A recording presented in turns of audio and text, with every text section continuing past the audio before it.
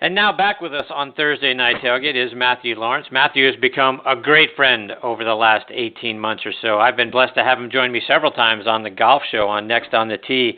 This is his second appearance with us here on Thursday Night Tailgate. You know Matthew from so many of his great movie appearances. You know, he's been on TV, he's doing radio now, and if you're like me and a big fan of the movie Eddie and the Cruisers, you remember him from his role as the bass player Sal Amato. He had a reoccurring role in Beverly Hills 90210 playing Mel Silver, David Silver's father. He was in the movie Streets of Fire, reuniting with Eddie and the Cruisers co-star Michael Pare.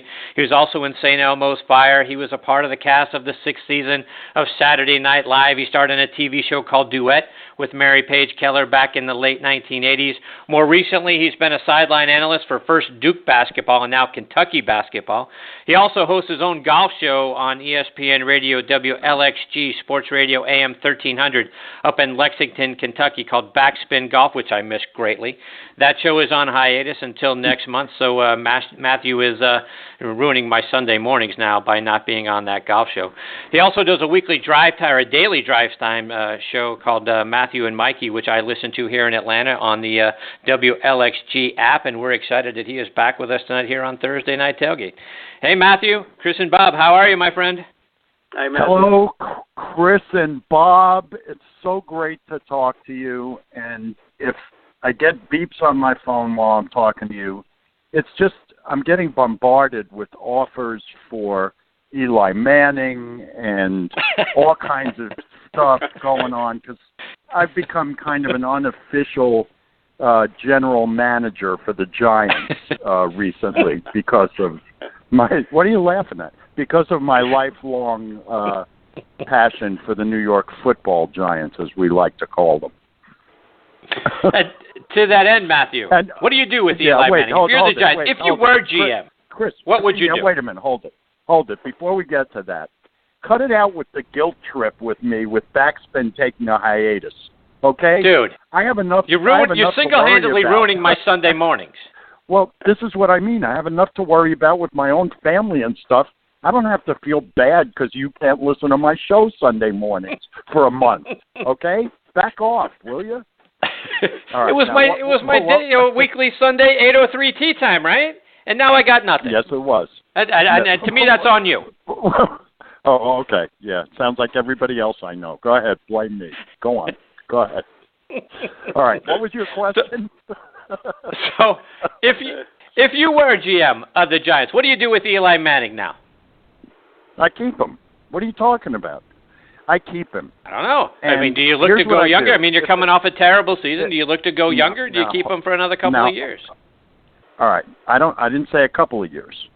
But what I would do if I were the Giants GM is I would certainly hold on to Eli. I would get rid of Geno Smith in a heartbeat. Get him out of there real quick. I would hang on to Davis Webb. And I would also see our whole plan this year, because our offensive line has sucked so bad, and when our guys started going down like they were shot, all the wide receivers, the plan came quickly into focus that if we could lose almost every game, we would be in position at the top of the draft for this next season.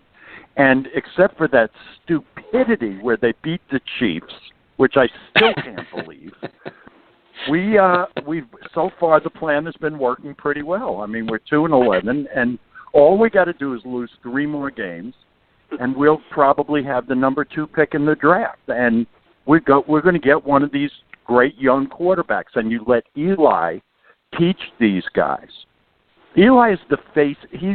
Think about how many 210 starts in a row. Come on. It's not Eli.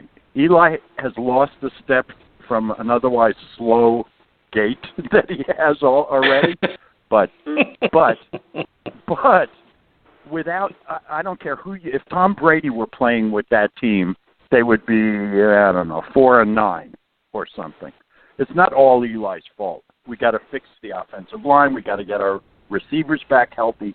But I would let Eli work with whatever young quarterbacks they're gonna bring in. That's what I would do. I would not get rid of Eli. Okay. So not doing that and drafting yet another not yet another, but you've already got one young quarterback on the roster. You're bringing another. Yeah. Why wouldn't you go offensive line? Why wouldn't you pick the best offensive lineman in the draft and see what you got with Davis? That would certainly be fine, but because Eli is either on the way out or will be very shortly, unless they know something now, even though I'm the honorary GM, I haven't been to practice lately. I've been really busy. So I really, none of us really know what he can do. And I'm thinking, although this is probably stupid because clearly Jerry Reese and that idiot McAdoo didn't know what they were doing. And who knows what Davis Webb can do if he gets a chance to play. I don't know. Nobody does. So I'm thinking you're going to have him bring in another young quarterback, let him battle it out. But if we're at the top of the draft, I think there are a couple of quarterbacks there that you have to take a chance on. I would love to see Baker Mayfield in New York. That's what we need. That's what the Giants need. We need some fiery jerk that's going to piss people off, and that is a New York Giant guy. That's what I'm looking for. And I say bring him in, and let's see what we got. You might have something there. I can't argue can you that. Imagine him? Can you imagine him in Giant Stadium with all our New York buddies up in the stands? Oh, it would be great. It'd be awesome. He could make that little grab move he did on the sidelines, and they would love that in New York. He wouldn't get suspended. They'd build a statue in Times Square for him if he did that. That's like what every one of us did. That's what every one of us did that growing up. That's what we did. So it would be great. So, Matthew, with the Giants out of contention, right, are you rooting for the Eagles or the Cowboys to do well since they're in the NFC East, or you're like me, and there's no way I'm rooting for any team in my division? If I can't win it, I don't want you to win it either. It's a great question, and here's every day, you mentioned I'm on a show called Matthew and Mikey every day on ESPN Radio here. Mikey grew up in Kentucky. He's an SEC fan, and he's been for 55 years an SEC fan. And he always talks about that, like in the NCAA tournament, if Kentucky's not in it and South Carolina's in it, I'm rooting for South Carolina because they're brothers. They're in the SEC, and I go berserk with that line of thinking. There is you couldn't pay me money, or any self-respecting Giants fan, you couldn't pay them enough money to root for the Eagles, the Redskins, the Cowboys.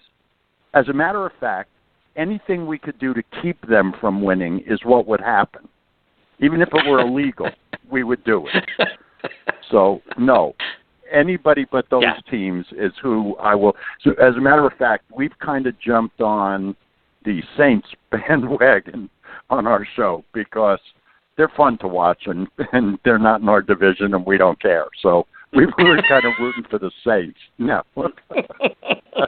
Yeah, I'm with you. There's no way I would ever root for the Ravens, the Bengals, or the Browns to do anything but lose. None of those teams can lose enough for me. So even if the Steelers were in a down season, I'm not jumping on any one of those bandwagons, and I'm still rooting for them to lose, no matter who else they're playing. I'm with you. And it's ludicrous to think that anybody does that. Seriously, if you grew up rooting for a team your whole life, how could you possibly root for a hated rival in your own division? How do you do that? How does anybody do that? Yeah. That's crazy. No idea. Yeah. No. Bob, questions for Matthew? Chris, I'll tell you, Bob. Hey, Bob, how you doing?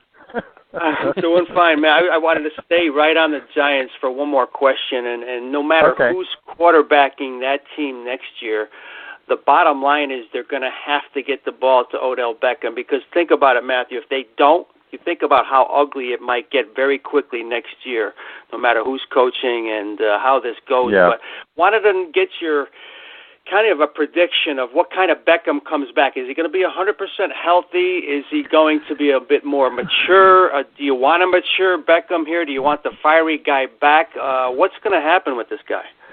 I don't know. I'm really hoping.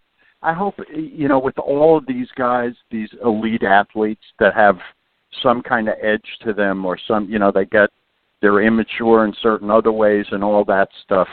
I want the guy that talked to the kicking net on the sidelines. That's the guy I want. Because that's when he was doing that, he was, except for maybe Antonio Brown, there was no receiver in the league like him. That's the guy I want. I don't want him to get in fights with his teammates. I don't want him to do stupid stuff. But I'm hoping he can come back and be totally healthy, and he's got to have that kind of edge to him. He is those once-in-a-generation kind of talents. You just got to let him go, I think. And as he gets older and in the league for longer, I think he'll calm it down a little bit. But I hope he's the same guy that we saw before he got hurt. And that was really the killer for the Giants. I mean, they lost all their other receivers too, but once you lose Odell and you don't have to, two guys are on him every time he stepped on the field, you can't do that anymore. It took away from Eli. It took away from whatever game plans they had, so we need him back badly. You're right, Bob, and they got to go to him all the time if they can. Yeah. And, Matthew, as you know, only in New York can the horrificness known as the New York Giants be overshadowed by something, and that's the Yankees, of course, and the off-season that they've had. And we could talk about the Stanton and some of the other deals that are in place or whatever that might happen. But I have to go back, and I'm still talking to people about the Girardi dismissal, shall we say, and wanted to get your opinion. I know it's an analytic league, and we're hearing all kinds of rumors of why he was let go, communication things, non-analytics, this and that. Just wanted to get, were you a Girardi guy, and what was your reaction when it happened? Well, first of all, my phone just beeped, and it's funny because I'm also an honorary GM of the Yankees. Here we go. And, they're calling. We got. God forbid. I don't know if you pipe down, Chris. I don't know if you've heard. We have. We got Manny Machado is going to. This is the deal we're working on now. Machado's going to the White Sox, and then the White Sox are going to deal him to the Yankees. It's a whole thing we're working on. So, I'm just letting you know. Yeah. As far as Girardi, I was always I liked Joe Girardi. I thought he did a really, really good job, except for a couple of instances when he was the manager of the Yankees, and I really liked him. After they let him go, I was pretty upset when they let him go, but the more I talk to my friends who still live in New York and, are much more plugged in to the day-to-day stuff than I am right now, just like you said, a big part of this, and it's why I think Aaron Boone is a really good choice, so much of all sports, but baseball in particular, since we're talking about it, has to do with how they get along with the manager. You always hear it. He's a player's manager. He's a this. He's a that. And from everything that I heard after they let him go was that, guys would die for Joe Torre on the Yankees. They would take a bullet for Joe Torre. Nobody was taking a bullet for Joe Girardi. Nobody. And that, especially in a place like New York, as long as it's like why again I think Aaron Boone's a good hire. He's going to be great dealing with the media. He's been part of the media now for years. He has the respect of all these young ball players, not only because of his family and how much he knows about baseball, but they've all been watching him on ESPN for years now. He's had every single player in the league because he's covered them for the last few years. And guys really, really like him. And he's also an analytics guy, too. So I think he'll be a really good hire. I was upset when they let Girardi go, but after the more I heard about and the more I read, I'm fine with it. I'm okay with it. As long as we win the World Series, I'm fine with it. Again, God forbid that happens. Yeah, stop it. Just stop.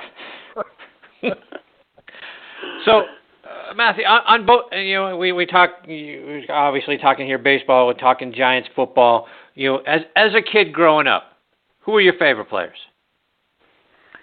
Well, you know me pretty well now, Chris, and you know that I'm a very old guy. So when I say that I've been a lifelong Giants fan, before you guys were born, I was watching my friend Stewie Schwartz and I every Friday night.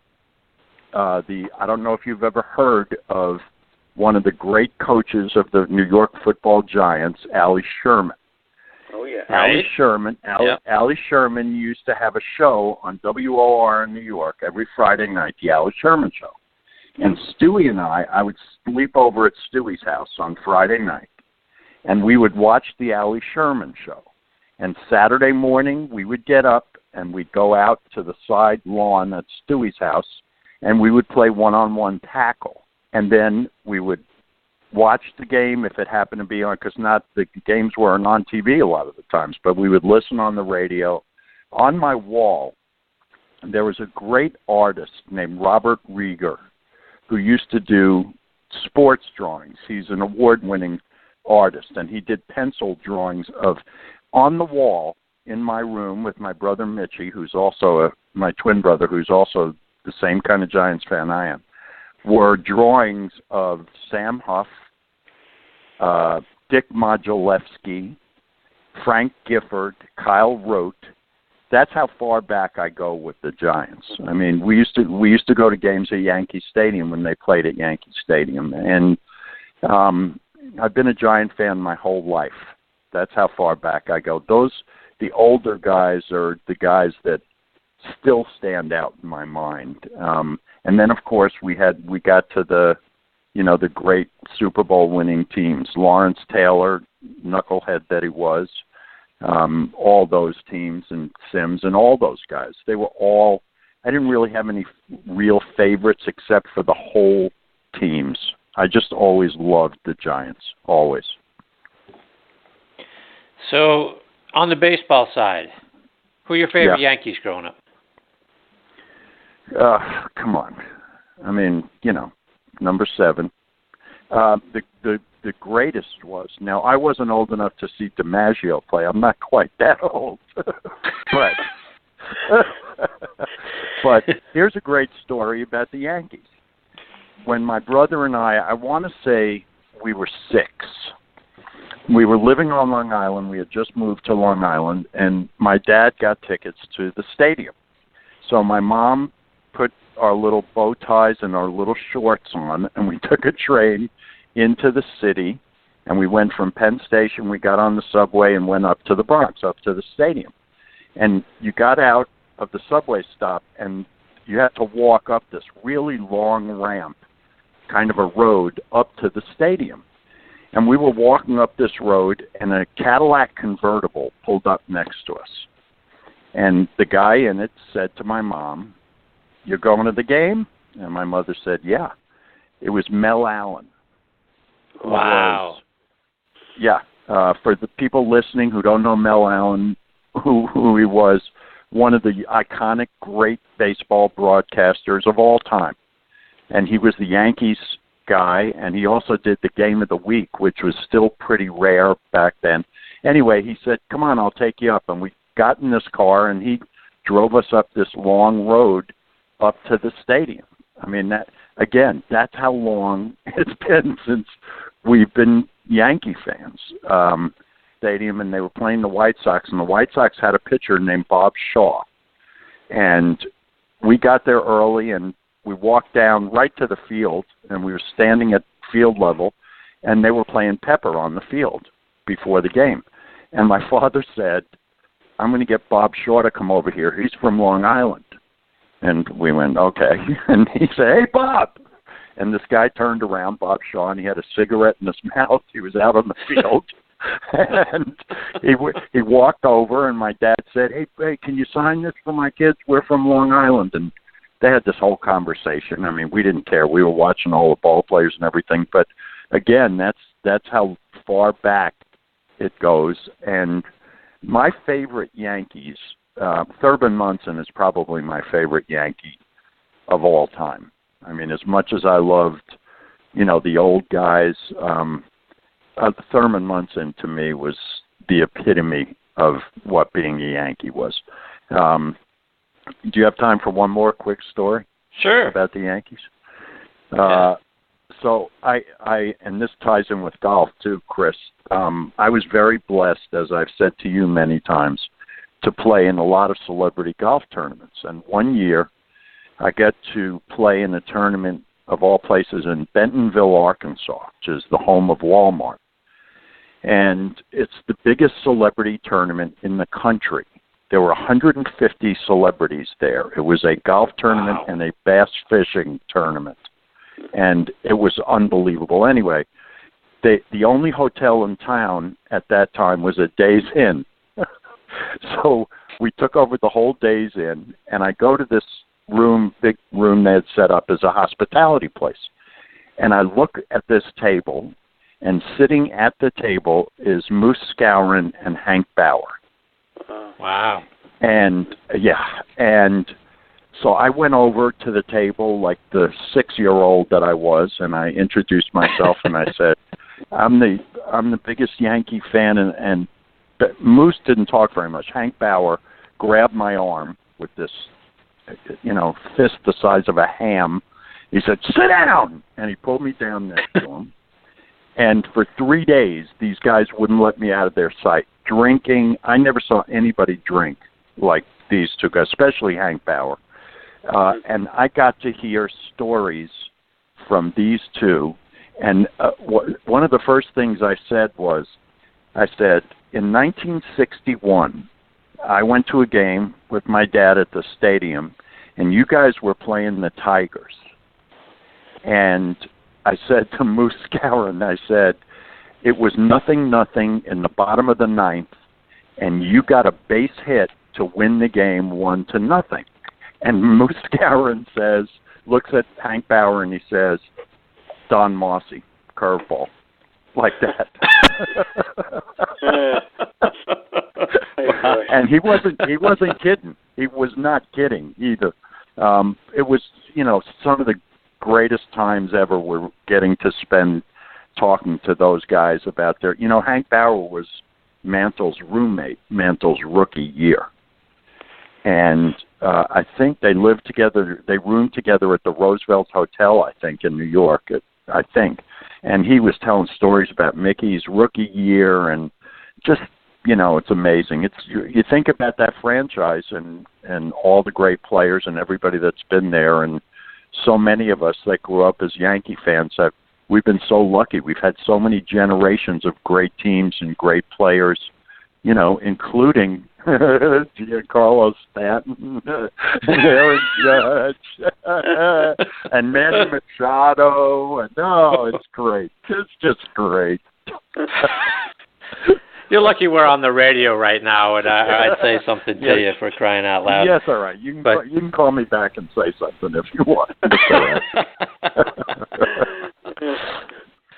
So on that note, Matthew, we're going to let you go. But before we do, let our listeners know how they can stay up to date with all the great things that you're doing, whether it's on social media or how they can hear you, even though I can't hear you on Sunday mornings. Yeah, and if you keep it up, you'll never be. I'll stop the show if you keep it up.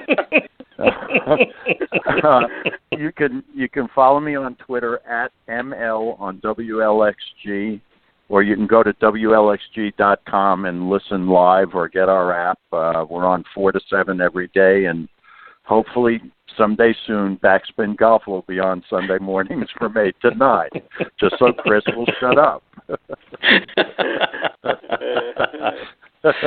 I'm counting the days down, my friend. Yeah, Matthew, thank you so much. Too. You've my pleasure. Like you said, you've become an outstanding friend. You're just absolutely the best. I can't thank you enough for your generosity in coming on this show tonight and what you've been doing on the golf show as well. Thank you very much for all of your time. You're fantastic. No, it's my pleasure always, Chris. And Bob, it was great talking to you too. Same to you, Matthew. Happy holidays. Take care, Matthew. Happy holidays to you and your family. Right. We'll catch up soon, my friend. Talk soon. Yes, we will. See you. Bye-bye. See you, Matthew. That is a great Matthew Laurance, and Bob, I just, every time I get the opportunity to talk to Matthew, it makes me smile a ton, and just have a lot of fun with him. He's been great on the golf side, and then, the second time coming back here on this show. But the guy's got a lot of great stories, and he's just fun. I just love him. Just so many, with his celebrity status, Chris, plus being a New Yorker and having lived in that era of the 50s, 60s, 70s when it was crazy in New York in every sport. And we didn't even touch on the Knicks and the Jets. I'm sure he's got so many stories, but it's always amazing just to sit back and listen of these stories. And, again, such a talented guy, and we're privileged to speak with him. Absolutely, we are.